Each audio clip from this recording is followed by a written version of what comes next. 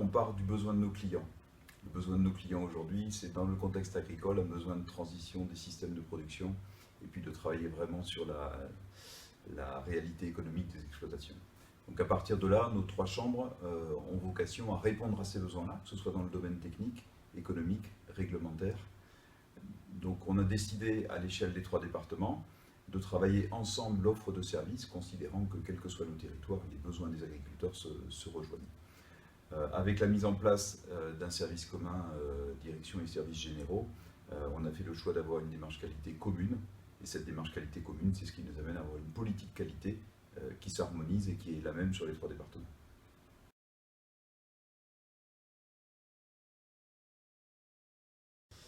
Alors, les enjeux principaux pour nous, Chambre d'agriculture, qui sommes un appareil de développement, c'est 2 choses. D'une part, la performance de nos interventions auprès des agriculteurs, et d'autre part, l'efficience. Donc l'efficience, c'est être capable d'amener un conseil aux agriculteurs qui soit au meilleur rapport qualité-prix.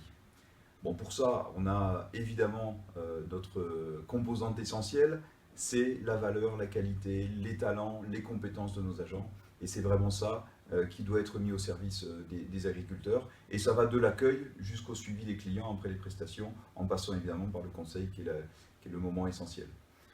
Enfin, un enjeu qui est fort quand même pour nos établissements, face à la baisse des financements publics aujourd'hui, on a aussi, nous, l'obligation, pour maintenir notre modèle économique, d'être capable de développer notre chiffre d'affaires de prestations, que ce soit sur le conseil ou la formation. Il y a une fonction essentielle de la démarche qualité qui est le marketing et qui est quelque chose sur lequel on doit travailler de plus en plus.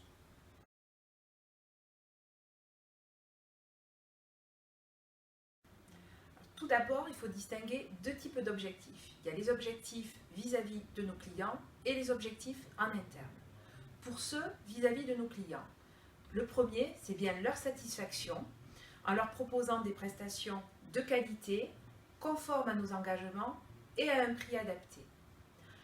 C'est bien également d'améliorer notre écoute client pour bien identifier leurs besoins. Nous souhaitons également être force de proposition et développer l'innovation. Et enfin, c'est bien de toucher le plus d'agriculteurs sur l'ensemble de nos territoires.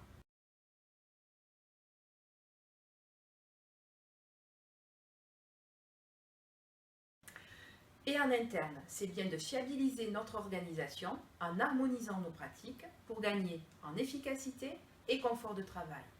Nous souhaitons également encourager la prescription croisée, améliorer la circulation de l'information et renforcer la transversalité et la synergie entre services.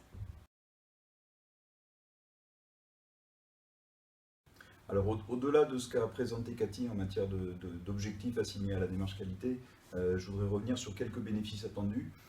Pour moi, on a bien un bénéfice attendu en matière de sécurisation des agents dans l'exercice de leur mission. Ensuite, il y a bien un objectif qui est aussi globalement d'être dans des conditions de travail très favorables de façon à ce qu'on soit productif et performant. Il y a vraiment pour moi un objectif fort, vous le savez, qui est de renforcer l'implication individuelle mais aussi collective à la Chambre.